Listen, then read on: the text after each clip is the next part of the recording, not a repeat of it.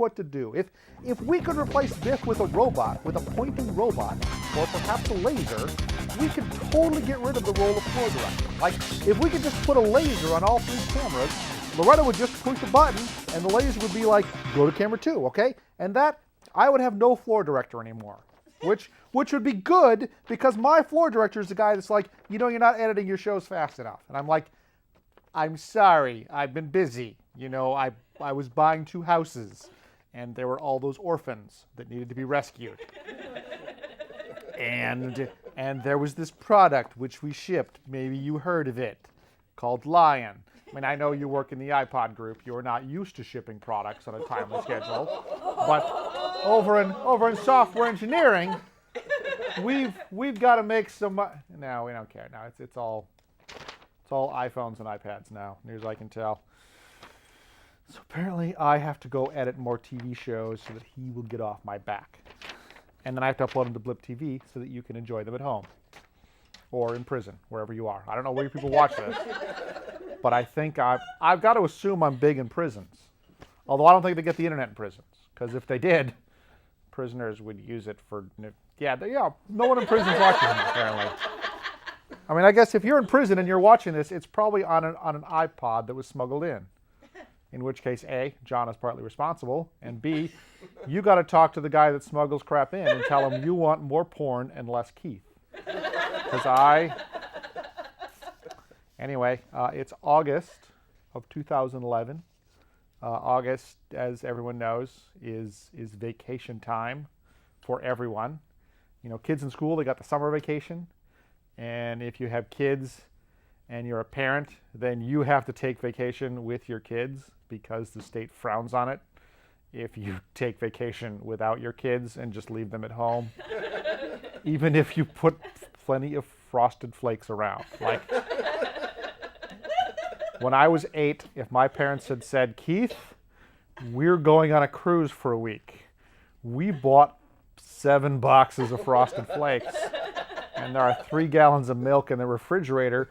Do you think you'll be alive 6 days from now when we get back? I would have been the happiest child in the world, and I would have, in fact, been alive 6 days later. Now, there would be no Frosted Flakes left in the house, because I would have eaten them all, because I, as a child, loved Frosted Flakes, and I still do love Frosted Flakes, but I'm not allowed to eat them anymore because they make me fat. But really, if you're a parent and you do this, they frown on that. They frown on that, the authorities do. So, like I was saying, if you're a parent, you also have to take your vacation during the summer, because that's the only time the kids don't have to go to school.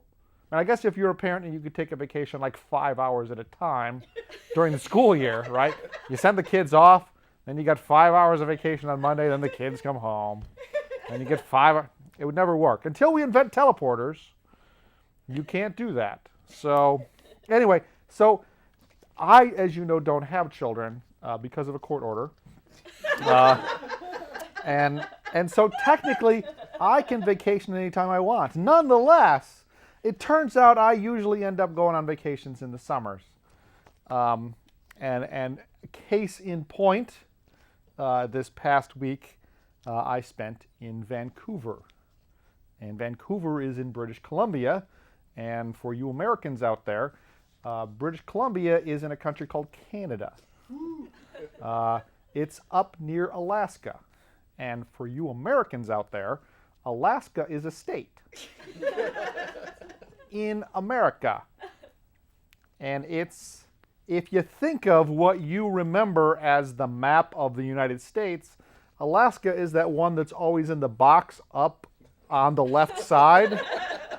And then you're like, oh, that's nice, Alaska.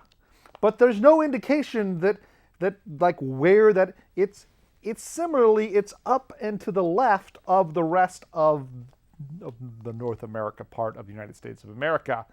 And it's kind of turned, I don't want to get into a discussion of Alaska. We went to British Columbia, which is connected to Alaska. And then British Columbia is also connected to the rest of America. So it's kind of like if you were going to drive to Alaska, British Columbia would be that place where they asked you to get out your passport and then you'd be angry. because you're an American and you shouldn't need to have a passport to go to Alaska. But since you got to go through Canada, you need one. Anyway, I flew to Vancouver, although we stopped in Seattle. And then we got to Seattle, and then they're like, now we're going to British Columbia. And I'm like, yes. And they're like, British Columbia's in Canada. And I'm like, I know. They're like, you have to fill out this form. And I'm like, okay. And then I filled out this form, and then we flew into Canada, and we arrived. And first of all, Canada, at least the airport, is clean and well maintained. Like, the carpet is not ratty and dirty. I don't know if that's true of all of Canada, but the airport was very nice. We landed after, 5.5 hours of travel, because I'm not good at booking plane flights. So, for example, on my trip to British Columbia, where I left here and arrived in British Columbia, I was going as part of a conference. Someone else left here after I did. And then while I was sitting at the gate in Seattle, they ran past and got on their plane, which was leaving before my plane was. So they got to Canada before I did, even though I left America before they did. It was very annoying. Although it gave me a lovely chance to see a lot of the inside of the airport in Seattle, which looked exactly like the inside of every other airport in America, except more fish. A lot of fish logos and everything. Anyway, as I was saying, so I get to British Columbia, and we land, and as again per usual, airlines like to screw with my head, and they arrange for planes to always arrive at the furthest gate from the middle of the airport possible. So we landed, and then I walked for 35 minutes. I think it's entirely possible that I didn't actually fly into Vancouver, that I flew to Seattle, and then I got on a plane, and the plane just went up in the air and circled around a couple times, and they landed back in Seattle. And then they're like, walk that way to Canada. Because that's what it felt like. But eventually, like half an hour later of walking down aisle after aisle after aisle in the airport in Vancouver, I got to, not exactly immigration, to the place where they're like, show me your papers so that you'll be allowed into Canada. Except when I got there, they had all those little stringy thingies so that they can make the lines so you can wind around like cattle. Except they don't kill you at the end, so that part's nice, right? But we got there, and they had closed off the end of the line. They'd just drawn that little fabric across it. I got there, and I was like, hello? And then the nice Canadian lady there, who talked with the vague Canadian accent, which I'm not great at accents, but she's like, oh, hello. That's the Queen, really. But in my head, everyone in Canada kind of sounded like the Queen. Just a little. And I'm like, what do we do? And then I'm like, oh, great. I went to Canada, and it's closed. See, I got to Canada, and Canada was closed. And she's like, Canada's closed. And I'm like, really? And she's like, well, we just have to wait for someone to leave, because it's full. And I'm like, okay. And then like 10 minutes later, I guess someone left Canada, because she came out and she opened the line up, and we could go in. We had our little immigration form, and then we went through the line, and every once in a while I would do this little, right? Just because that's what I do. And the great thing was I got at the end of the line, and then like 20 minutes later, I was still almost at the end of the line, but I had moved forward a lot, which meant like they had let like 600 people into Canada, but only 10 more people were behind me. So apparently I got to Canada at the end of the immigration day. And and there were a couple stragglers behind me. They didn't have to wait. Canada wasn't closed for them. I watched like it was just me. It's like they'd been tipped off by someone. Someone who might have some reason to not want me in Canada. Okay, So we finally get to the front of the line and they ask us like the questions. And we, as you know, when I'm filling out forms, I am by and large truthful. So like the form says, are you bringing any fruits or vegetables into Canada? And everyone's like, of course not. And I'm like, well, technically we do have this weird vegetable that Loretta got from our CSA. We're bringing it into Canada. And he's like, what is it? And Loretta's like, it's purslane. He's like, I've never heard of that vegetable. And I'm thinking, you work in immigration. I mean, you'd figure over a couple years you'd have heard of every possible vegetable, which is why I think our CSA is actually like a secret government breeding ground where they are genetically engineering crops and then seeing if they kill people by giving them to me. Because I grew up in Wisconsin in farm country. I get vegetables every week I've never heard of. And I get squash that are larger than any squash has a right to be. There should be a maximum size on squash, and we have gotten squash much bigger than that, which I believe could only have been accomplished by genetic engineering and or radiation.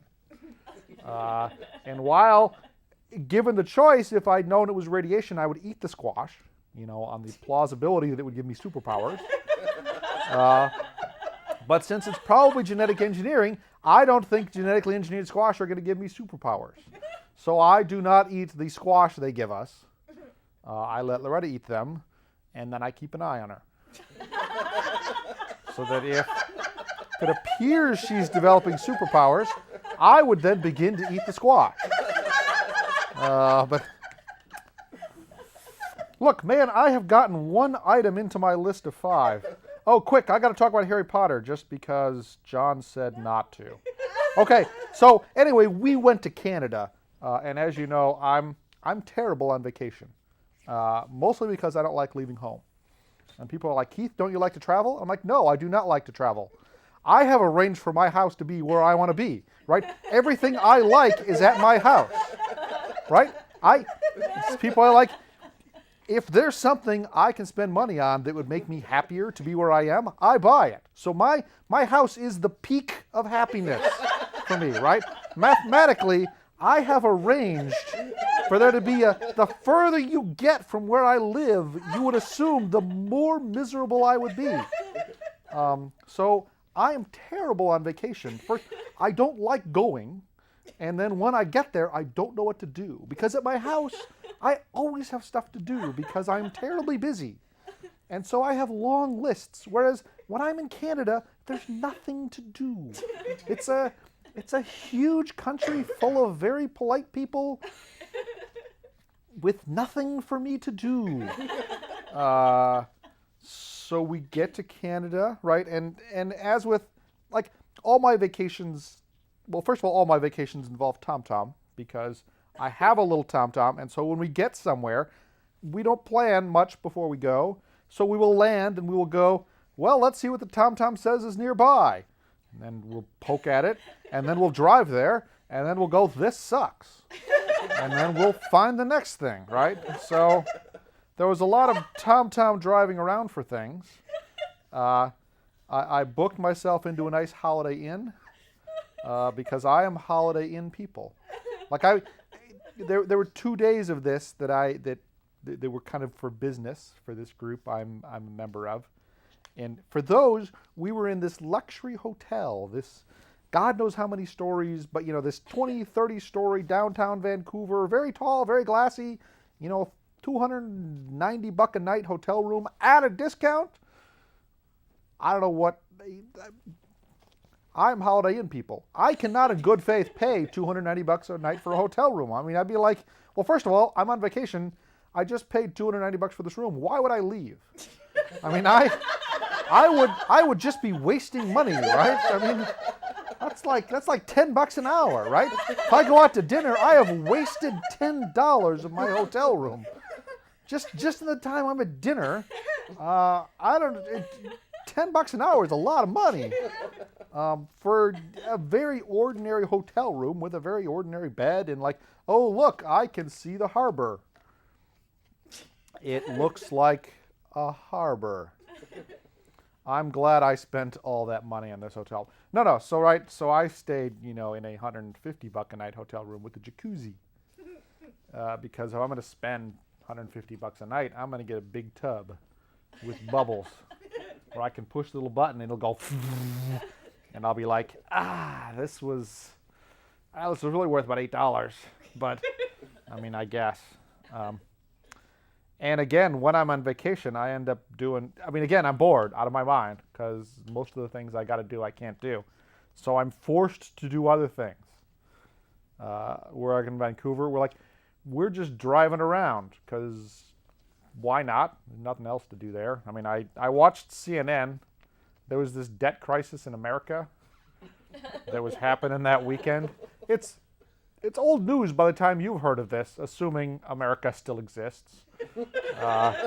If not, hello, Chinese overlords. Or possibly Canadian overlords, because apparently the Canadians mostly have things together. Because I would turn the TV on, I would turn on CNN, and it would just be crazy shit happening. And then I'd turn on Canadian news, and they'd be like, oh yes, we're trying to make things better for people. And I'd be like, man, we should do that in our country. So I was saying all that. Anyway, so we went and watched a couple movies, because like I said, I got nothing to do. We saw 2 IMAX movies. We saw this IMAX movie about beavers. I know what you're thinking. IMAX movie about beavers, what's up with that? And apparently they have made all the IMAX movies they originally planned to make. And then, people have bought all the IMAX cameras and they're like, well, what else can we film in really, really high DPI that people will come watch? And then they made all those movies. And then they were like, well, we still got the cameras. What should we do? And then some guy's like, let's go tape beavers making a dam. And the second guy's like, really? And the first guy's like, yeah, it'll be a great movie. And that's when the second guy should have realized the first guy was drunk. Just ungodly drunk. But he didn't. So apparently, I read the credits, there were 8 cameramen. So apparently 8 cameramen went out and lived in the frozen northern Canadian whatevers for a whole year, taping beavers making a dam. And beavers apparently don't care if you're taping them. They're, right? It's IMAX. They try to keep the boom from getting in the shot and stuff, but you got to know there's a big camera and there's a beaver cutting down a tree. And after a while, the beaver's like, whatever. You could see every once in a while he'd look over at the camera, but most of the time they just go on. They're busy doing stuff. So there was the Beavers movie where the beavers were really cute when you see them close up, and they make the cutest little noises. They're squeaking all the darn time. So I'm surprised beavers aren't a domesticated pet. I agree there'd be problems with that. All your furniture would, of course, be flat on the ground because they would have chewed all the legs off. But other than that, and we went and saw that Harry Potter movie, that last Harry Potter movie, Harry Potter Part 8 or Part 7.2 or whatever, and I walked out, right? We got partway through the movie, and then Harry died, and I walked out. And I was like, and I got to the door, and I turned around, and then I'm like, and then I looked back in, the whole movie was a dream. It's like there was Pamela Ewing, and there was Baba Ewing, and he got out of the shower. Apparently all 7 Harry Potter books were a freaking dream. Just bugged the shit out of me. I'm like, man, I thought this series was going somewhere up until the whole thing turned out to be a horrible dream. We saw that. We went and saw Captain America, for God's sakes. Because apparently by the last day, we were really ungodly bored. Well, Loretta wasn't bored. Loretta likes being on vacation. She's like, we can go see things. Or we can just sit around and not go see things. And I'm like, well, let's go watch a movie, I guess. So we were in Canada. First of all, Canada has holidays that we don't have down here, which surprised the heck out of me.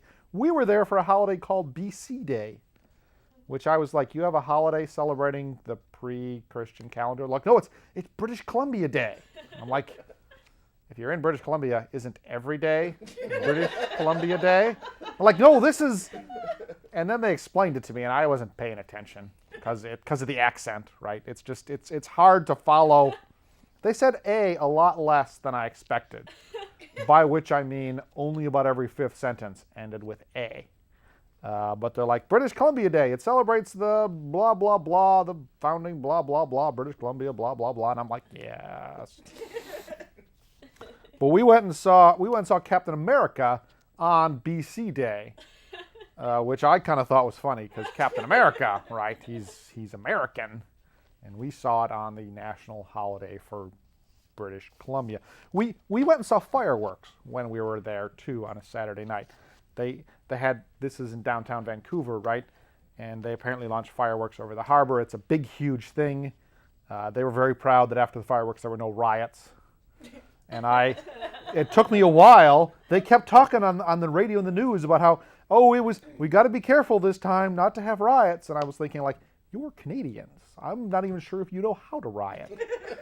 And then, like, afterwards, they were like, oh, thank God there were no riots. And I remember walking around, there were like a million policemen in downtown Vancouver. I was like, man, do you have a lot of cops around here? I guess I'm going to have to cool it on the stuff that I do, which is totally lawful.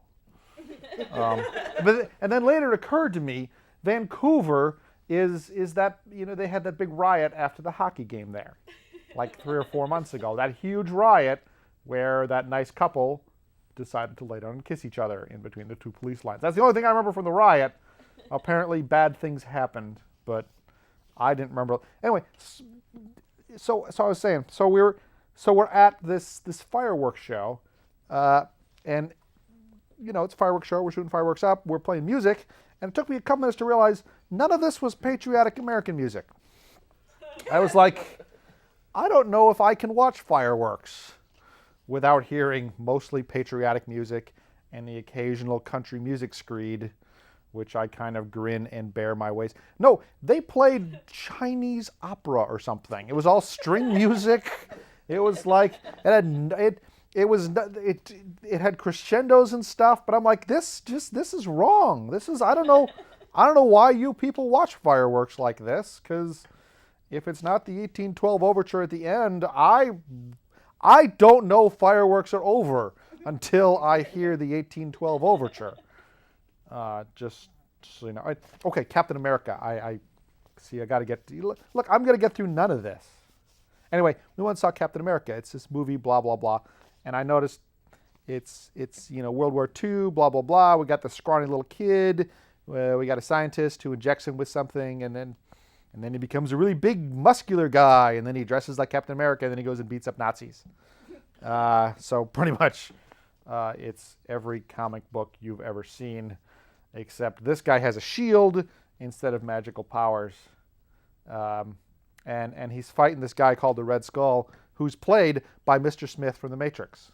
And the guy who played Mr. Smith in The Matrix, great actor, right? Australian, he has ruined every movie he's been in after The Matrix. Because when I am watching the movie, I suddenly think, this movie's just another version of The Matrix, right? It's like Lord of the Rings, right? Great movie, 97 hours long, right? I mean, you could conceive a child and have the child born while you were watching Lord of the Rings, I think, if you got the director's track. But nonetheless, partway through Lord of the Rings, they get to the Elvish city, and there's the Elvish king, and I'm like, oh, frick! They're just in the Matrix. There's Mr. Smith, or there's Agent Smith. So Agent Smith plays the evil Nazi in this movie, and I'm like, oh, this is crazy. I mean, a good actor, but first of all, he doesn't have a good German accent. He has kind of an Australian accent trying to sound German. And secondly, like halfway through, he peels his head off, and instead of being Agent Smith, he's this creepy red-skinned guy. And I'm like, that made a lot of sense in the comic book, I bet. But in the movie, I would have thought, let's just keep the actor. Let's keep the good-looking actor who knows how to use his face and eyes and stuff, instead of the creepy red-haired guy. It's always Nazis, too. I guess it's vaguely periody. Oh, here, Captain America, right? The movie, It's titled The First Avenger because it's a whole series, right? The Captain America teams up with, these other people, and they form this crime-fighting team called the Avengers. And on the Avengers is Thor. Thor is a Norse god. Thor has been around forever. Like, technically, if there's a first Avenger, it's Thor.